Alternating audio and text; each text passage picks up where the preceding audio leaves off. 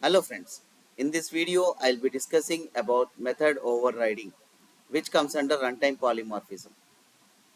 Actually in other video I have discussed about what polymorphism is, but before proceeding further into runtime polymorphism, let me remind you that polymorphism types of two types.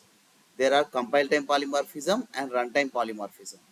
So method overloading is the concept comes under compile time polymorphism, which I have already discussed in another video. Okay, so runtime polymorphism. So in runtime polymorphism we have method overriding. That's what we are discussing. So definition: methods with same name with same signature, I mean to say number of parameters, one in parent class and in another child class, is known as method overriding. I'll tell you in clear with example program.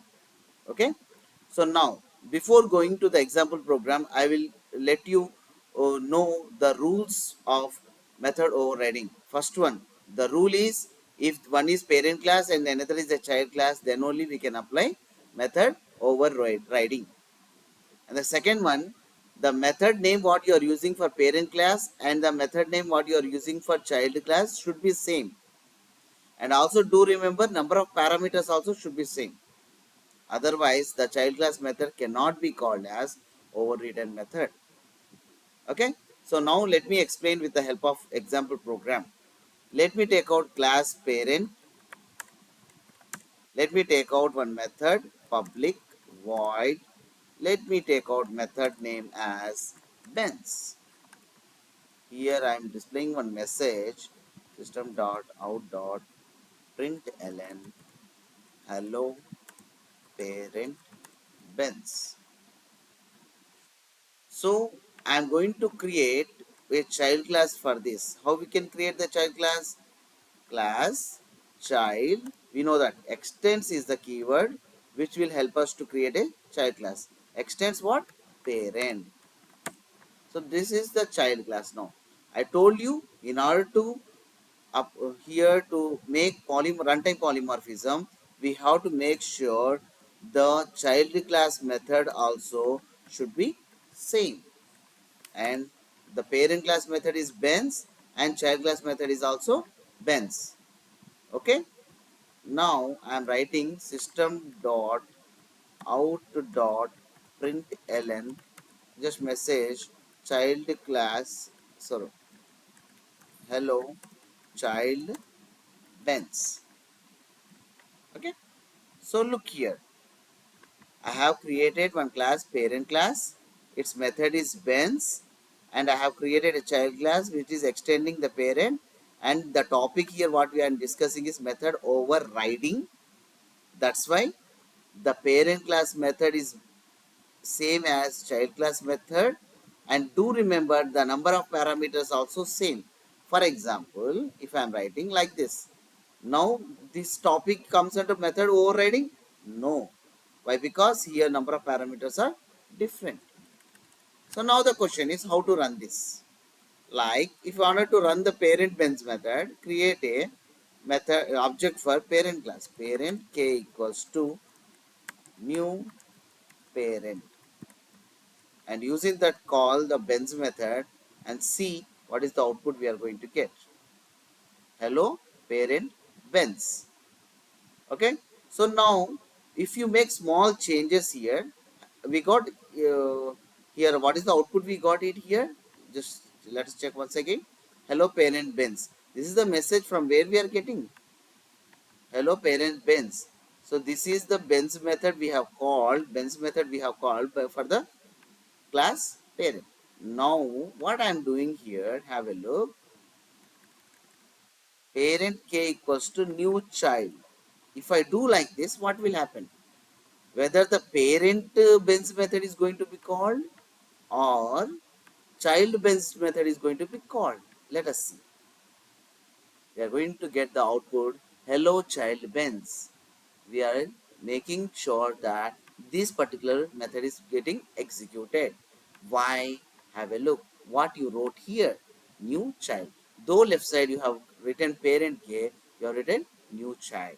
This will be the interview question. They will ask like this, and they may ask you what will be the output of the code. So be careful about this. So is there any other way to access the parent child methods in method overriding? Yes, we can do that. The process is we can create a reference object. We call it as a reference object for the parent class, and create object for the child. Child p k k already created, right? P equals to new child. Okay, you assign k equals to p, sorry, yeah, k equals to p. Okay, you assign k equals to p. Now you write down k dot pens. Obviously p is assigned to reference object k, means object p is assigned to k, child object p is assigned to k. Using that, you are going to call Benz. Obviously the expected output is hello child Benz. Why? Because you have assigned the object of child class to the parent. We call it as parent reference object. We have not written completely like this. New parent, this is the parent, this is the parent object. Okay, so if you say like this and see what is going to happen here, again you are going to get the same.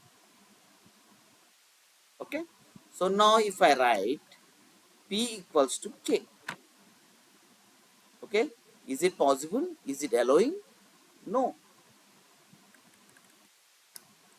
And one more thing, if you don't have anything like this, and if you call, obviously hello parent Benz is going to be executed, and this is the message we are going to display from the Benz method, which belongs to the parent class.